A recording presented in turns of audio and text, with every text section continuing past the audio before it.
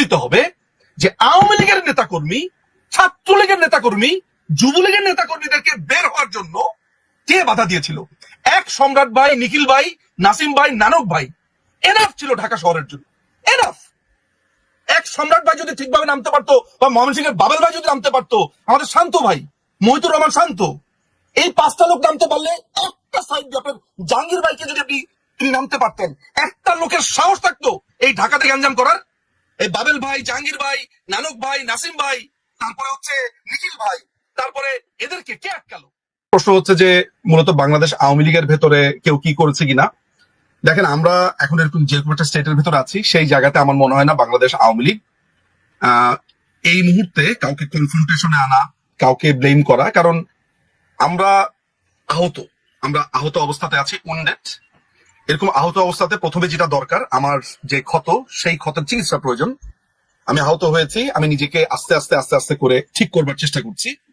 এই আহত বাংলাদেশ আওয়ামী লীগ হয়েছে নানান ভাবে, বেইমানি, বিশ্বাসঘাতকতা থেকে শুরু করে নানান ভাবে। কে কারা কিভাবে আছে সেই জায়গাতে আমি আপনাকে নিয়ে যাচ্ছি না, সেই মানুষগুলোর নামও বলছি না। অনেকের নামই আপনি বলছেন, অনেকের রেফারেন্সে আপনার কথা বলছেন, তো হয়তো বা অনেকের ব্যাপারেই সামনে প্রশ্ন আসবে। এখন যারা মিডিয়াতে অনেক রকমের রেফারেন্স দিচ্ছেন, সেগুলো সামনে আসবে, এখন না। আমি আপনাকে কয়েকটা ডট মেলাতে বলি, একটু ঠান্ডা মাথাতে আজকের এই কথাগুলো একটু শুনবেন, এটা গুরুত্বপূর্ণ।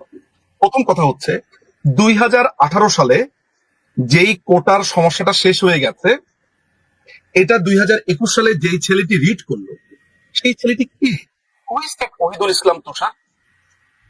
আচ্ছা, 2021 সালে সে রিডটা করলো, 21, 22, 23, 24, 3 বছর, 3.5 বছর, 4 বছর কোনো সারা শব্দ নাই সেই রিটের। 23শে জুন যখন ওয়াকার, জঙ্গি সর্দার ওয়াকার যখন সেনাবাহিনী প্রধান হলো, তার পরের দিন রায়টা দিতে হলো কেন? যে রায় দিল জাস্টিস আপনার খিজির হায়াত খান এবং কামরুল কাদের, তারা কারা? তারা কি সাম্প্রতিক সময় আমেরিকাতে গেছিল, বা আমেরিকান কোন প্রোগ্রামে তারা অ্যাটেন্ড করেছিল? তাহলে কয়টা ক্যারেক্টারের কথা বললাম? ওহিদুল ইসলাম তুষার, সে রিড করেছে। কেন করেছে রিডটা? সে জানে যে সরকার নিজে পরিপত্র জারি করেছে। সরকারের একটা পলিসিকে চ্যালেঞ্জ করতে পারে কারা? 1 নাম্বার। 2 নাম্বার হচ্ছে বিচারপতি কারা, যারা রায় দিয়েছে? 2 নাম্বার। 3 নাম্বার, ওয়াকার সাহেব যখন সেনা প্রধান হন, তখন অনেকেই বলে যে মাননীয় প্রধানমন্ত্রী করেছেন, মাননীয় প্রধানমন্ত্রী, মানে সমস্ত দোষ এই মানুষটার উপরে। মানে মনে হয় যে রাষ্ট্র কাঠামো হচ্ছে ওনার কথাতে, মানে ওনাকে এক নাম বানিয়ে দেওয়া হচ্ছে, অথচ মাননীয় প্রধানমন্ত্রী কিন্তু একটা নিয়মের মধ্যে করে। কেউ কোনো যদি মানে মাননীয় প্রধানমন্ত্রীর কাছে কি কেউ যদি বলে যে এরকম আমি শুনেছি জমি জমার সমস্যা নিয়ে গেছে, মাননীয় প্রধানমন্ত্রী নিজে বলেছে যে এটা তো আইনি ব্যাপার। আরে এটা যদি আইনি ব্যাপার উনি এটা মনেই না করতেন, তাহলে উনার জন্য তো 3 সেকেন্ডের ব্যাপার ছিল বিচারপতিদেরকে ফোন করে বলা এই রায় দিয়ে দাও। উনি কি বলেছেন? তাহলে কি কেউ কি নিজের পায়ে নিজে কুড়াল মারবে বা নিজেকে নিজে বিপদে ফেলবে? মানে সেলফ ইনক্রিমিনেট করবে নাকি কেউ? বাংলাদেশের মানুষের যে ভাবনার স্তর, এটা ভয়াবহ। যে প্রধানমন্ত্রী সবকিছু করতে পারবে, কিন্তু প্রধানমন্ত্রী যে সবকিছু করতে চান না আইনের বাইরে গিয়ে, এটা কেউ বিশ্বাস করতে চায় না। তার মানে ব্যাপারটা দাঁড়াচ্ছে উনি এটা আদালতের উপরে ছেড়ে দিয়েছেন। উনি যদি আদালতের উপরে ছেড়ে না দিয়ে উনি যদি প্রভাব খাটাতেন, তাহলে একটা প্রমাণ এর মধ্যে একটু দিয়ে রাখা ভালো। 1999-এ এই মাননীয় প্রধানমন্ত্রী থাকা অবস্থাতে তার বিরুদ্ধে কন্টেম্পট অফ কোর্টের কিন্তু অভিযোগ দায়ের করেছে। তার মানে কি, উনি যদি প্রভাব খাটাতেন, তাহলে ওই লোক কোনোদিন এই পিটিশনটা দায়ের করতে পারতো? আমি প্রমাণটা করছি এই কারণে যে মাননীয় প্রধানমন্ত্রী অল দ্য টাইম আইনের প্রতি শ্রদ্ধাশীল ছিলেন। আচ্ছা, এই যে আইনের প্রতি শ্রদ্ধাশীল এত বড় আমি বয়ানটা দিলাম, কেন দিলাম? এই কারণে দিলাম যে ওয়াকার যখন 23শে জুন তিনি আপনার সেনা প্রধান হয়, নাকি ডিজিএফআই এর রিপোর্ট আছে, নাকি এনএসআই এর রিপোর্ট আছে, বিভিন্ন গোয়েন্দা সংস্থার রিপোর্ট আছে, এগুলো কি আমরা বিবেচনা করেছি?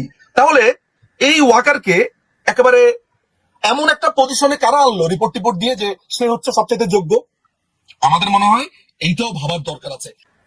আচ্ছা, ফলে মাননীয় প্রধানমন্ত্রীর উপরে দায় চাপানোর কোনো কারণ নেই। একটা কি দায় চাপানো হয়? উনার হচ্ছে কি, উনার কাজিনের হাজবেন্ড। মানে এটা তো খুবই সহজ। আপনি আমাকে একটা ঘুষি দিবেন, ঘুষি দেওয়ার জন্য আপনাকে একটা পয়েন্ট লাগবে না? এই নিজুম ভাইয়ের মতো দেখতে ওই লোকটা, তার মানে ওর কাজিন মনে হয়, দিয়ে একটা ঘুষি। ব্যাপারটা ওইরকম। আসলে ব্যাপারটা ওইরকম না। এখন আপনাকে তাহলে কি বললাম, কারা রিড করলো? সেই ওহিদুল আলম তুষার কে? তার ব্যাংক অ্যাকাউন্ট কি চেক করা হয়েছে? সে কেন রিড করা হলো? 3 বছর পরে এই রিডটা ঠিক 24শে জুন কেন আদালতে উঠলো? এটা কি আমরা চেক করেছি? এই কামরুল কাদের, খিজির হায়াত, এই হাইকোর্টের 2 বিচারপতি কারা? এদের আমেরিকান কানেকশন কি আছে? আমরা কি সেটা দেখেছি? আচ্ছা, এগুলো গেল একটা।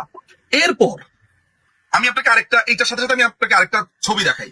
ধরা যাক সুলতান আপা, আমি আপনাকে একটা অ্যাটাক করবো, নিজুম মজুমদার, আমি আপনাকে এখন অ্যাটাক করবো, আপনি এখন স্টুডিওতে আছেন নিউ ইয়র্কে, কিন্তু কেউ যাতে কোনোভাবে না বোঝে অ্যাটাকটা আমি করেছি। আমি আরিফ জেবতিক ভাইকে করলাম কি, রাস্তার মোড়ে রাখলাম একটা অস্ত্র নিয়ে, তার সাথে আরো 4টা টিম রাখলাম। এখন আমি আপনার সাথে এমন একটা আচরণ করলাম, এমন একটা পরিস্থিতি তৈরি করলাম, আপনি ঘুরে ঘুরে আরিফ জেবতিক ভাইয়ের ওই লেনে গিয়েই দাঁড়ালেন। আরিফ জেবতিক ভাই যে আরো 4জন লোককে ঠিক করেছে, আবার বাম দিকে ঘুরে ওই লেনেই গেলেন। তার মানে আমি একটা ক্ষেত্র তৈরি করেছি এই সেনাবাহিনী এই এই লাইনে নিয়ে আসার জন্য। কারণ আওয়ামী লীগের অনেক সিনিয়র লিডাররা, নাম বলবো না, নাম বললে এখনো নাম বলার সময় আসেনি, সিনিয়র লিডাররা আপনার রাস্তাতে আওয়ামী লীগের নেতা কর্মীদেরকে নামাতে চেয়েছিল। কেন? সমাবেশের জন্য, মিছিলের জন্য। কারা এইখানে বাধা দিয়েছিল আমাকে সেই নামগুলো জানতে হবে। আপনাকে এইটাও জানতে হবে যে আমরা সেনাবাহিনীকে কেন, যখন বিএনপি আন্দোলন করলো ইলেকশনের আগে, তখন ওরা যখন একটা সমাবেশের ডাক দেয়, আমরাও তো একটা সমাবেশের ডাক দিই। মানুষজন বললো না যে আমরা বিএনপি কে নকল করি, এই করি। কেন সেই স্ট্র্যাটেজিটা নেওয়া ছিল জানেন? যাতে তারা বসে যেতে না পারে। এটি তো ছিল আমাদের ব্যাপারটা। তাহলে একই স্ট্র্যাটেজি কেন আমরা ওই 5ই অগাস্টের আগে নিতে পারলাম না? কারণ 21 তারিখের মধ্যে ওই বৈষম্য বিরোধী ওরা নিশ্চিত হয়ে গিয়েছিল যে দে ফেইলড। এই 21 থেকে 30 তারিখ পর্যন্ত কি হয়েছিল? এই সময়টাতে ঠিক কোন কোন লোক, দরবেশ বলেন আর ফকির সন্ন্যাসী বলেন, কারা আমাদেরকে নামতে দিল না রাস্তায়? কাদের পরে দাড়ি কেটে ফেলতে হলো? কারা আমেরিকান এমবিসিতে 5 তারিখের পর পর আশ্রয় নিল? আমেরিকান এমবিসি কাদেরকে ধরে আবার ডিজিএফআই এর কাছে দিল? ডিজিএফআই আবার কাদেরকে ট্রলারে উঠিয়ে দিল? সব নাম আসবে, সবকিছু আসবে, আমরা সব জানি। আমাদের সব জানা হয়েছে খন্দকার মোশতাককে নেত্রীকে মেরে ফেলার কমপ্লিটলি ছক কষা হয়েছিল। কিন্তু আল্লাহ আছেন, আল্লাহর রহমতে বেঁচে গেছেন। নিশ্চয়ই তার কোনো একটা ইশারা আছে, তার খেলা আছে। তা না হলে উনাকে হত্যার ছকে, 2 বোনকে হত্যার ছকে বেঁচে যাবেন কেন? আচ্ছা, সেই প্রসঙ্গে এই যে আমি আপনাদেরকে পুরো স্টোরিটা এখন বললাম, স্টোরিটা মাথায় রাখবেন। তার মানে পুরো জিনিসটা হচ্ছে একদম লাইন। ইলেকশনের পর পর আপনি কি কখনো শুনেছেন? আমি শুনেছি, আরে 8 মাসের ভিতরেই সরকার শেষ, 7 মাসের ভিতরেই সরকার শেষ, ওই তারিখের ভিতরেই সরকার শেষ। শুনেন নাই? আমি শুনেছি, আমি নিজে শুনেছি কানে অনেকবার। এই যে বিএনপির ছাত্রী লেভেলের একটা কর্মীও বা জামাতের একটা ছাত্রী লেভেলের কর্মী, মানে একদম সিনিয়র লেভেল না, ছোট বাচ্চা পোলাপান, তারাও বা এই জিনিসটা পৌঁছে গেল কেন? কারণ তারা জানে সেনাপ্রধান কাদের, তারা জানে সেনাপ্রধানকে তারা ক্যাপচার করেছে। কিন্তু আমাদের ডিজিএফআই কি করলো? ডিজিএফআই, আমাদের এনএসআই কি করেছে? কে ছিল এনএসআই চিফ? এসব সমস্ত প্রশ্ন ডিজিএফআই হয়তো ট্রাই করেছে, হ্যাঁ করেছে। আমি আমি মনে করি না যে সবাইকে বলির পাঠা বাড়ানোর প্রয়োজন, কিন্তু ডিজিএফআই এর ভেতরে এমন কোন জুনিয়র লেভেলের কর্মকর্তা ছিল কিনা যারা লিক করেছে নানান ধরনের ঘটনা? ডিজিএফআই তো অনেকগুলো শাখা আছে, 14টার মতো শাখা আছে, পলিটিক্যাল ব্যুরো আছে, তাদের আপনার অ্যান্টি টেরর ব্যুরো আছে। এইসব জায়গাতে কারা বসেছিল? ছোট ছোট পকেট জায়গাগুলোতে লেফটেন্যান্ট কর্নেল, মেজর, ক্যাপ্টেন, কারা কারা ছিল? কার এডিসি কে, কার পিএস কে, কে কে তথ্যগুলো পাচার করতো?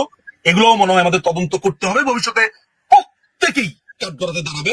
যত দরবেশ সন্ন্যাসী আছে, দরবেশ সন্ন্যাসীর আত্মীয় স্বজন, ভাগ্নি জামাই, এই জামাই সেই জামাই, সবাইকেই কাঠগড়াতে দাঁড়াতে হবে, উত্তর দিতে হবে যে আওয়ামী লীগের নেতাকর্মী, ছাত্রলীগের নেতাকর্মী, যুবলীগের নেতাকর্মীদেরকে বের হওয়ার জন্য কে বাধা দিয়েছিল? এক সম্রাট ভাই, নিখিল ভাই, নাসিম ভাই, নানক ভাই এনাফ ছিল ঢাকা শহরের জন্য, এনাফ।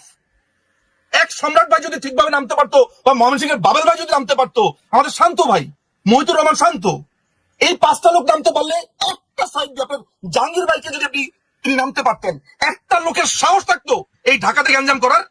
এই বাবেল ভাই, জাহাঙ্গীর ভাই, নানক ভাই, নাসিম ভাই, তারপরে হচ্ছে নিখিল ভাই, তারপরে এদেরকে কে আটকালো? হুইজ যাত্রাবাড়ির এমপি কে, কে তাদেরকে কাজ করেছে বলেন? নামতে পারে নাই কেন? এইসব সমস্ত প্রশ্নের জবাব দিতে হবে যে আজকে ছাত্রলীগের ছেলেরা আজকে অনাহারে কাটাচ্ছে, পালিয়ে বেড়াচ্ছে, যুবলীগের ছেলেরা আজকে কাটছে। সমস্ত কিছু জবাব দিতে হবে যে আমাদের নেতাকর্মীদেরকে এই অবস্থাতে কারা আনলো, কারা ছাত্রলীগের ছেলেপেলেদের কাছে বললো যে এরা সন্ত্রাসী, এই করলো, অথচ ছাত্রলীগের আগে সবার আগে অ্যাটাক হয়েছে। সুতরাং প্রত্যেকটা জবাব আমরা আওয়ামী লীগের সমর্থকরা চাইবো।